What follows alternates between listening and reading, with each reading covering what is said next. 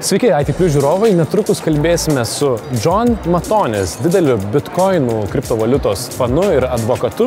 Jis taip pat yra Bitcoin Foundation įkūrėjas ir direktorius. Jon yra dirbęs Visa International keliose bankuose, jis yra įvairių su bitkoinais ir blockchain technologijomis susijusių įmonių valdybos narys. Taip pat jis yra ekonomistas ir skaitmeninių pinigų tyrėjas. Didelis bitkoino fanas, kaip ir sakiau. Be abejo, Jonas ką tik kalbėjo apie bitkoiną, apie jo ateitį, apie tai taip pat mes pasikalbėsime su juo.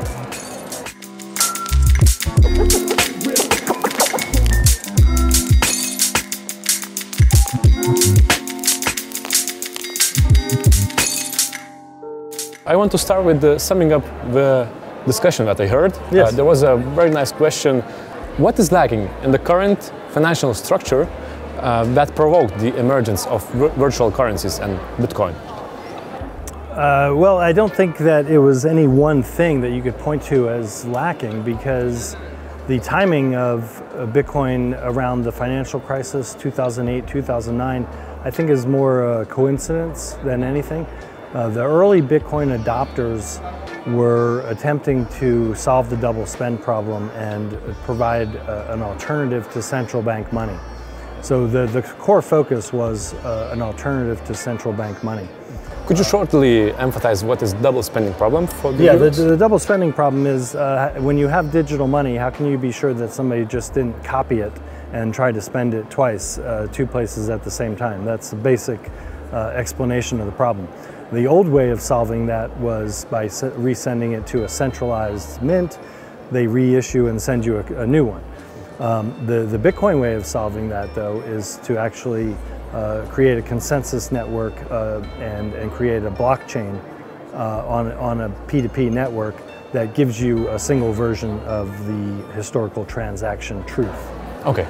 What do you do on Bitcoin Foundation exactly? What's your work around that?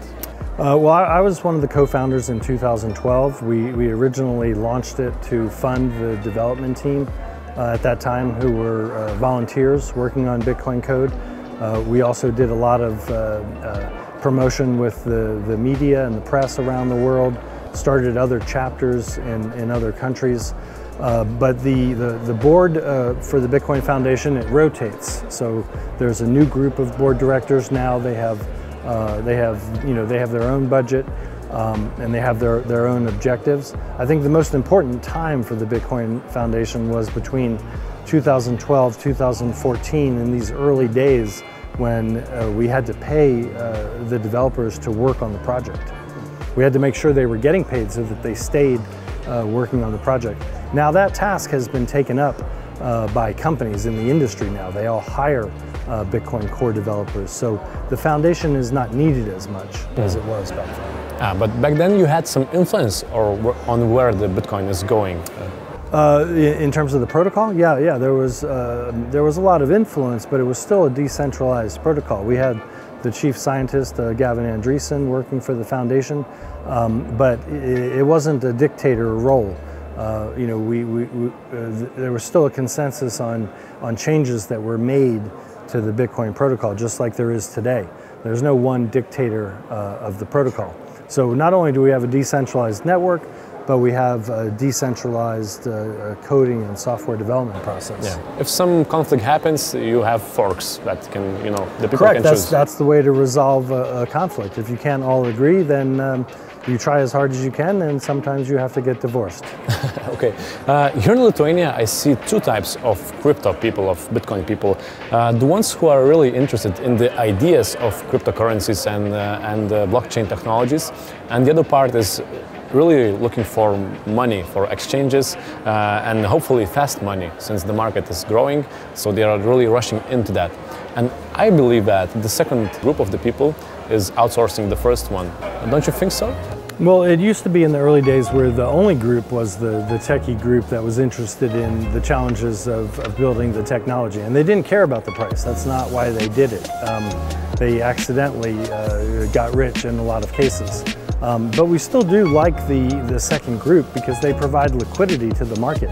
If you didn't have the second group of speculators that were institutions and private individuals injecting liquidity into the system, it wouldn't be as usable as it is now. So It's not a bad thing to have these investors and speculators in the market, because overall they provide market liquidity. Mm-hmm. Is it true that some of the people that eventually got rich because of the Bitcoin, maybe the early developers, the really geeks, the geek people, now they really add to the ICO bubble, since they got rich really early and they have so much money that they don't know where to spend, and they invest into ideas? This is one of the theories I heard. Well, actually, I think it's the other way around. I think that it's the second group that is using their newfound wealth to invest in the ICOs, because the first group, the early first group, they're still somewhat opposed to ICOs. They don't see it as a legitimate use for a decentralized cryptocurrency network.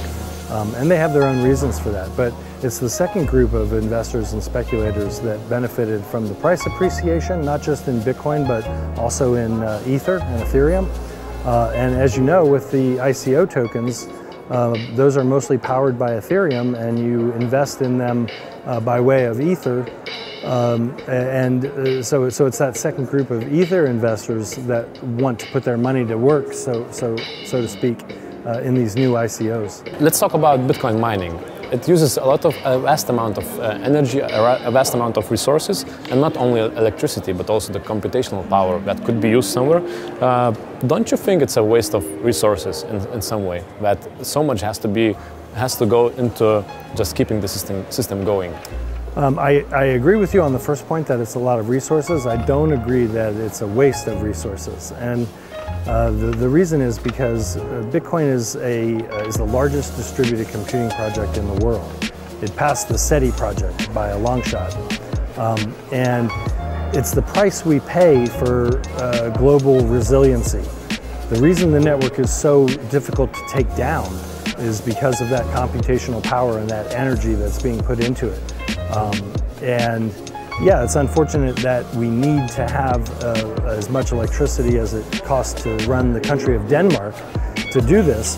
But the reason is because there are bad actors, there's bad nation states that would all love to disrupt and take down the Bitcoin network.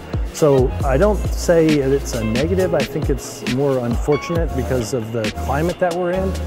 It's like it's unfortunate that we have nuclear weapons in the world, but it's not very practical for only one side to have nuclear weapons.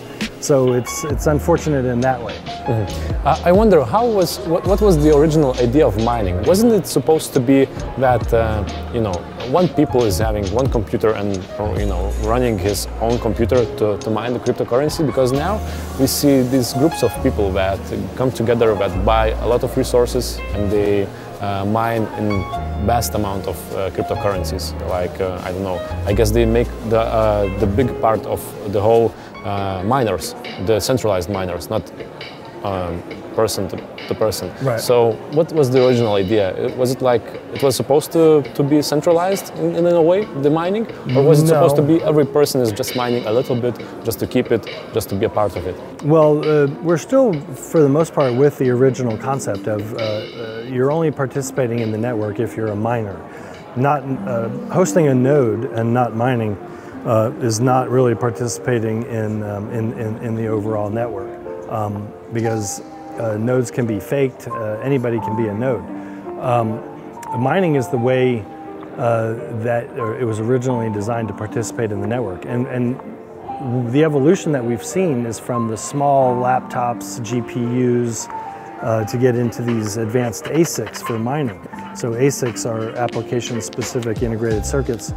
And they allow you to mine at a very efficient level, where the processor is only designed to do one thing and one thing only, Bitcoin mining. So we've seen these farms and data centers grow up that focus on ASIC-based mining. Which also can be a drawback, since it can be used only in one way, only to mine. Right, but it's also very efficient, so it does more for less electricity. So the efficient miners will all use them. And that has kind of taken out the everyday little guy from doing Bitcoin mining. Not entirely though, because the individual miners and the little guy can still mine through what's called Bitcoin mining pools. And so they pool their resources into a pool, and they mine that way. And that's similar to when an office group decides to pool their money into playing lottery. You may not win as much, but you have a higher chance of winning.